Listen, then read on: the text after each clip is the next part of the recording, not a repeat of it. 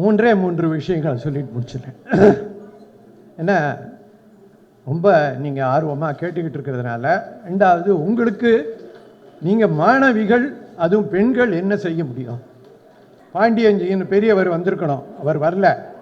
ஆனால் எனக்கும் அவருக்கும், நான் இங்கே வந்து 9 வருடமாக மேனேஜராக வேலை பார்த்தேன்.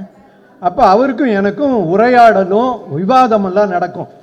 அப்போ அவர்கிட்ட கேட்பேன், ஏன் இந்த மாதிரி உலகம் ஃபுல்லாக இந்த மாதிரி சண்டை நடந்துக்கிட்டே இருக்கே, யாருமே நிறுத்த மாட்டேங்கிறாங்களே, என்ன விஷயம், கொஞ்சம் தயவு செய்து சொல்லுங்க, காரணம் எனக்கு புரியல அப்படின்னு சொன்னபோது 3 காரணம் சொன்னார். அவர் சொன்ன முதல் காரணம் ரொம்ப உண்மையாகவே இப்போ படுது. அவர் வந்திருந்தாரு, இன்னைக்கு ரொம்ப நன்றி சொல்லியிருப்பேன்.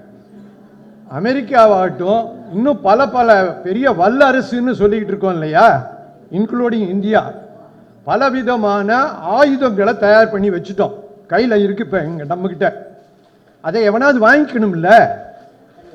அப்போ உங்களுக்கு கூட ஒரு சண்டையை கிரியேட் பண்ணிக்கிட்டு எப்போது இருந்தாதான் நீங்கள் எனக்கு வியாபாரம் ஆகும். அதனால் வியாபாரம் ஆகிறதுக்கோசரம் எப்போதும் சண்டையை கிரியேட் பண்ணிக்கிட்டே தான் இருப்பாங்க. 3 காரணம் சொன்னார், பாக்கி 2 இப்போ தேவையில்லை. இந்த ஆயுதங்களுக்கோசரமாக தான் இந்த போர் நடக்குதுங்கிறது எனக்கு ரொம்ப கண்டிப்பாக ரொம்ப தீவிரமாக நம்புகிறேன். ஏன்னு சொன்னால், அவர் தான் இவங்க தங்கிட்ட தான் பெரிய ஆயுதம் இருக்குன்னு நினைக்கும் போது, ஈரான் இல்லை என்கிட்ட அதை விட பெருசாக வச்சுருக்கேன், இந்த போரெல்லாம் பார்த்துருப்பீங்க நீங்கள், அதை விட பெருசாக வச்சுக்கிட்டு இருக்காங்க. அதனால் ஆயுதத்துக்கோசரம் நடக்கக்கூடிய போருக்கு இன்னைக்கு நாம் இப்போ பேசிக்கிட்டு இருக்கிற இதுக்கும் என்ன சம்பந்தம்?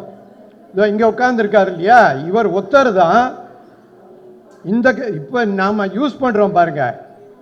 கொஞ்சம் ஒரு நிமிஷம் கவனிங்க. சாரி, நம்ம இன்னும் 2 விஷயம் தான் இருக்கு, முடிச்சிடுறேன். அந்த ஆயுதத்துக்கு பதிலாக வேற ஒரு ஆயுதம் இருக்கு, அதுக்கு பேர் ஆன்ம சக்தின்னு பேர், சோல் ஃபோர்ஸ்ன்னு சொல்லுவார். அவர் மாருதிஜிக்கு நான் ரொம்ப நன்றி ஏன் சொல்லணும்னு சொன்னால், அவர் சொன்னதுனால நாங்கள் சைதாப்பேட்டை காலேஜ்லேருந்து 2 பேர் வந்திருக்காங்க. அவங்க 2 பேருமே எங்களால் நம்ப முடியல, ரொம்ப நன்றி. அங்கே போய் காந்திய வகுப்புகள் எடுக்கிறோம், அவங்கெல்லாம் 2 பேரும் படிக்க இங்கே அந்த புத்தகம் அந்த சர்டிஃபிகேட் படிக்க வர்றவங்க இன்னைக்கு இங்கே வந்திருக்காங்க. ஏன்னா அவங்க நாளைக்கு ஆசிரியராக போய் இன்னும் ஆயிரக்கணக்கான மக்களுக்கு இவரை பற்றி சொல்ல போகிறாங்க. அதுக்கு மாருதிஜா ஆரம்பிச்சு வச்சது. அதனால் அதுக்கு ரொம்ப நன்றி சொல்லணும். அது ரொம்ப சிறப்பாக இப்போ போயிட்டுருக்கு. அதே மாதிரி அந்த ஆயுதத்துக்கு உண்டான ஒரு எதிர் என்னன்னு சொன்னால் ஆன்ம சக்தி அப்படின்னு சொல்லக்கூடியதை இவர் சொன்ன மாதிரி 2 பாயிண்ட் இருக்கு இல்லையா. முதல்து வந்து ஆல்டர்னேட்டிவாக ஒன்று இருக்குது, that is called soul force. அந்த சோல் ஃபோர்ஸை காந்தி எங்கே கண்டுபிடிச்சாரு, என்ன பண்ணாருங்கிறத பற்றி இன்னொரு பாயிண்ட்டு. அப்புறம் கடைசியாக நீங்கள் என்ன செய்யலாம் அப்படிங்கிறத சொல்லிடுறேன். இவர் மாருதி சொன்ன மாதிரி நான் பிரேமாலாம் தென்னாப்பிரிக்காவுக்கு போனோம் 10-15 நாள். நீங்கள் அவசியம் போய் பார்க்க வேண்டிய ஒரு நாடு எதுன்னு சொன்னால் தென்னாப்பிரிக்கா.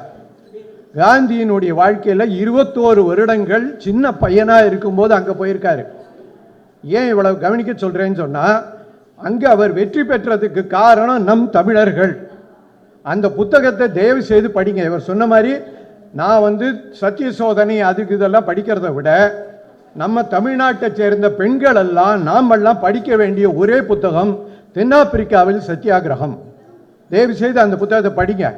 படிக்கும்போது உங்களுக்கு ஒரு உள்ளுக்குள்ள ஒரு ஏன்னா உங்களை மாதிரி சின்ன 16 வயசு 17 வயசு பெண்ணு தான் தில்லையாடி வள்ளியம்மை, அந்த பேரை கேள்விப்பட்டிருப்பீங்க. நம்ம தமிழ்நாட்டை சேர்ந்த பொண்ணு தான். அப்பேற்பட்ட ஒரு ஆன்ம சக்தியை பயன்படுத்தி இவங்கெல்லாம் பேசினாங்க இல்லையா. அவங்க பேசும்போது ஒரு வார்த்தையை கவனிச்சிருப்பீங்க, அந்த எதிராளி என்ன நினைக்கிறான், தயவு செய்து நீ வன்முறையில் இறங்கு, உன்னை காலி பண்ணுறதுக்கு எனக்கு தெரியும் அப்படிங்கிறான். இப்படியே பேசுகிறான் காந்திகிட்ட. ஐயோ, ஏன் இப்படி படுத்தி, அவன் கையில் எல்லா ஆயுதமும் வச்சுட்டு இருக்கான், ஆனால் அவனால் பயன்படுத்த முடியல. அந்த மாதிரி இவர் தான் அங்கே தென்னாப்பிரிக்காவில் நம்ம தமிழர்களுடைய பயனால், பெண்களுடைய பயனால் அதை கண்டுபிடிச்சு சக்ஸஸ் ஆக்கிட்டார். 221 பெண்கள் ஆண்கள் எல்லாம் நடந்தே போய் ஜெயிச்சுட்டாங்க. ஏவிசத்தை அதை படிங்க. பல பேருக்கு அதை பற்றி தெரியவே தெரியாது, எனக்கு தெரியும். பல பேர் அந்த புத்தகத்தை பற்றியே கேள்விப்பட்டிருக்க மாட்டாங்க. நம்ம தமிழ்நாட்டில் இருந்தவங்க அத்தனை பேர் தெரிஞ்சிக்க வேண்டியது அந்த புத்தகம். அதனால் அதை படிச்சிங்கன்னா இந்த ஆன்ம சக்தியை பற்றி தெரிஞ்சுக்கலாம். தயவு செய்து அதை படிங்க. 2. 3வது, கடைசியாக இப்போ நீங்கள் என்ன பண்ணலாம், நீங்கள் ஒன்று செய்யலாம்ல. அதை நான் என்ன சொல்கிறேன்னா, 2 விஷயம் ஒன்று செய்யலாம், நீங்களே செய்யலாம். ஒன்று உங்களுடைய இறைவன் சொல்லக்கூடிய இயேசுநாதரோ அல்லாவோ கடவுளோ யாரோ ஒருத்தட்ட மனமாற தயவு செய்து இந்த போரை நிறுத்தி விடுங்கள்ல கடவுளுக்கு பிரார்த்தனை பண்ணலாம், பண்ணுங்க.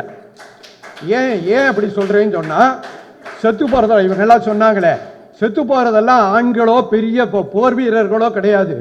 ரொம்ப அநியாயமாக பார்த்தா எனக்கெல்லாம் ரொம்ப அழுக வர்ற அளவுக்கு சின்ன குழந்தைகள்லாம் செத்து போகுது. ஒரு குண்டை தூக்கி போட்டான்னு சொன்னால் அதுக்குள்ளே இருக்கக்கூடிய ஆண்களும் பெண்களும் குழந்தைகளும் செத்து போகுது. அந்த அளவுக்கு கொடூரமான ஒரு போர் முறையை நம்ம கண்டுபிடிச்சிட்டோம். அதனால் அதை போக்கணும்னு சொன்னால் இறைவன்கிட்ட வேண்டிக்கிற ஒன்று செய்யலாம். அடுத்தது பாரதிஜி செய்வார்னு நினைக்கிறேன். நீங்கள் எல்லாரும் சேர்ந்து இந்த போரில் நாங்கள் சிறிது கூட எங்களுக்கு விருப்பம் இல்லை, தயவு செய்து இந்த போரை நிறுத்தி விடுங்கள் அப்படின்னு ஒன்று போட்டு நீங்கள் எல்லாரும் கையெழுத்து போட்டு அனுப்புவீங்களா? மனசார கையெழுத்து போட்டு அனுப்பணும், மனசார நினைக்கணும். தென்னாப்பிரிக்காவில் சத்தியாகிரகத்தை படிக்கணும். செய்வீங்களா? நன்றி. ரொம்ப சாரி, ரொம்ப நேரம் பேசுகிறேன். Thank you sir.